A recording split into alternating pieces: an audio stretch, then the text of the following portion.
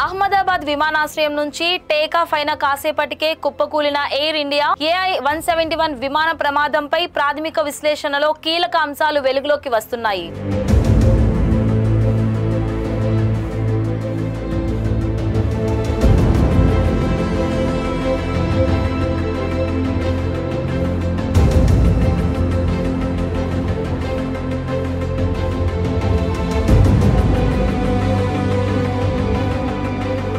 ప్రమాదానికి ముందు విమానం గాల్లో ఉన్నప్పటి దృశ్యాలను బట్టి చూస్తే బోయింగ్ 787 డ్రీమ్ లైనర్ అత్యంత అసాధారణ స్థితిలో ఉన్నట్లు స్పష్టమవుతోంది. ఇది విమాన భద్రతా సాంకేతిక అంశాలపై తీవ్రమైన ప్రశ్నలను లేవనెత్తుతోంది.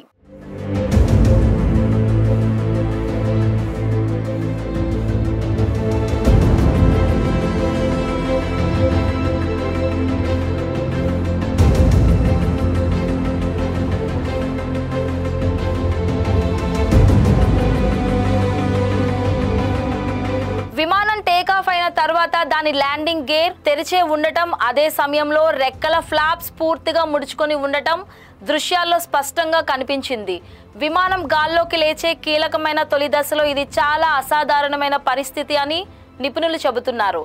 సాధారణంగా బోయింగ్ 787 విమానాలు టేకాఫ్ అయ్యేటప్పుడు ఫ్లాప్స్ను 5 లేదా అంతకంటే ఎక్కువ సెట్టింగ్లో ఉంచుతారు. విమానం వేగం పుంజుకొని తగినంత ఎత్తుకు చేరుకున్న తర్వాత క్రమంగా ఫ్లాప్స్ను ముడుస్తారు. అలాగే విమానం గాల్లోకి లేచిన కొద్ది క్షణాల్లోనే సాధారణంగా 600 అడుగుల ఎత్తుకు చేరకముందే ల్యాండింగ్ గేర్ను లోపలికి ముడుచుకుంటారు.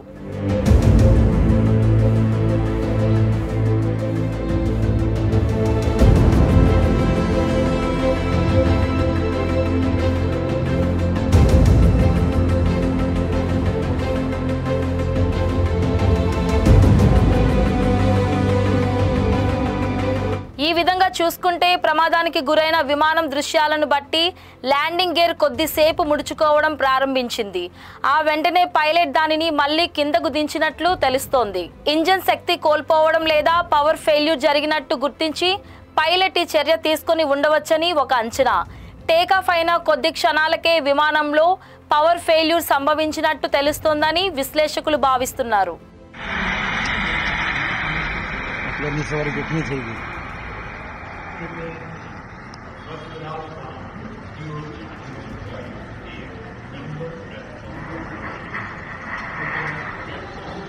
అలా అయితే మరోవైపు ల్యాండింగ్ గేర్ సాంకేతిక లేదా హైడ్రాలిక్ సమస్య కారణంగా కిందే ఉండిపోయి ఉండవచ్చునన్నది మరో బలమైన వాదన. ఇలాంటి పరిస్థితుల్లో విమానం గాలిలో ఎదుర్కొనే నిరోధకతను తగ్గించి వేగాన్ని పెంచేందుకు సిబ్బంది ఫ్లాప్స్ ను త్వరగా ముడిచే ప్రయత్నం చేసి ఉండవచ్చు. తెరిచి ఉన్న ల్యాండింగ్ గేర్, ముడుచుకున్న ఫ్లాప్స్ రెండూ కలిసి విమానం పైకి లేచే సామర్థ్యాన్ని తీవ్రంగా దెబ్బతీస్తాయి.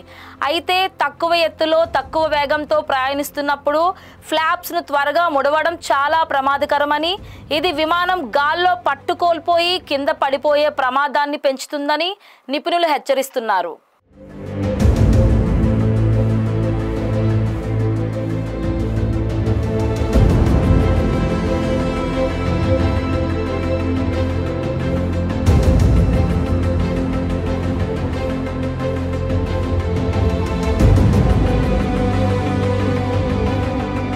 ఈ నేపథ్యంలో పైలట్ల నియంత్రణ, ఇంజన్ వైఫల్యంపై ఇన్ని సమస్యలు ఉన్నప్పటికీ విమానం ప్రయాణ మార్గంలో పెద్దగా పక్కకు తూలడం లేదా దొర్లడం వంటివి కనిపించలేదని, దీన్ని బట్టి పైలట్లు కొంతవరకు విమానాన్ని తమ నియంత్రణలోనే ఉంచగలిగారని తెలుస్తోంది.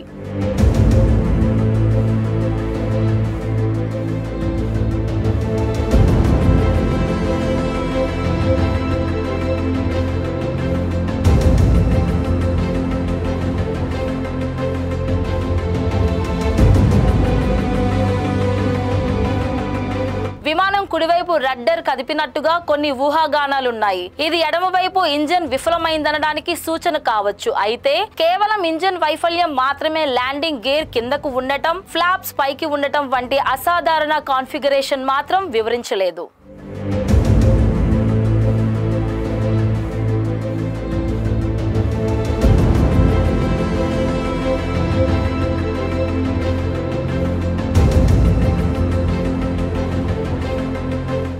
సాధారణ పరిస్థితుల్లో ఇంత తక్కువ ఎత్తులో ల్యాండింగ్ గేర్, ఫ్లాప్స్ రెండూ ఈ స్థితిలో ఉండకూడదు. 600 అడుగుల ఎత్తులో ల్యాండింగ్ గేర్ తెరిచి ఉండటం, ఫ్లాప్స్ పూర్తిగా ముడుచుకొని ఉండటం అనేది ఒకదాని తర్వాత ఒకటి తలెత్తిన సాంకేతిక వైఫల్యాలను లేదా ఏదైనా పెద్ద సమస్యకు ప్రతిస్పందనగా విమాన సిబ్బంది తీసుకున్న అత్యవసర చర్యల క్రమాన్ని సూచిస్తుందని భావిస్తున్నారు. చివరికి విమానానికి తగినంత లిఫ్ట్ లేకపోవడం, అధిక నిరోధకత కారణంగా విమానం అదుపు తప్పి కింద పడిపోయి ఉండవచ్చని ప్రాథమిక అంచనా. రాబోయే రోజుల్లో flight data recorder, cockpit voice రికార్డింగ్లను విశ్లేషించడం ద్వారా దర్యాప్తు అధికారులు ఈ సాధారణ అంశాలపై దృష్టి సారించనున్నారు.